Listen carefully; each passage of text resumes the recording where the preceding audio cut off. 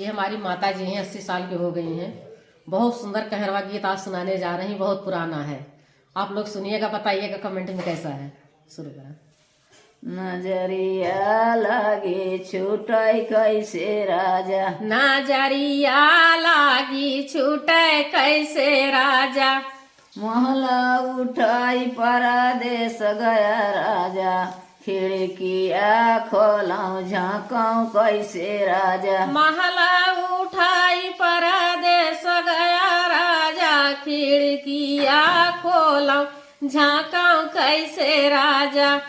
नजरिया लागे छूटै कैसे राजा, नजरिया लागी छूटे कैसे राजा, नेबुला लगाई परदेश गया राजा, नेबुलावा तोड़ौं चखौं कैसे राजा, नेबुला लगाई परदेश गया राजा, नेबुलावा तोड़ौं चखौं कैसे राजा।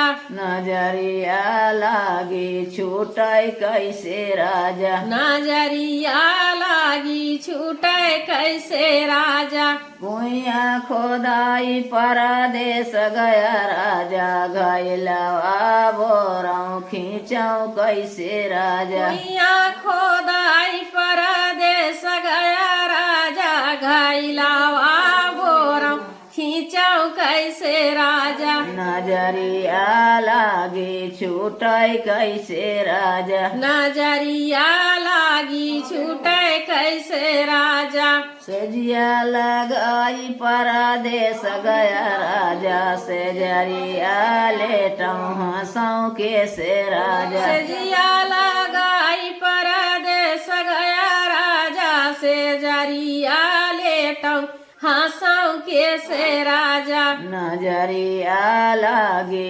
छूटै कैसे राजा, नजरिया लागी छूटे कैसे राजा, नजरिया लागी छूटे कैसे राजा।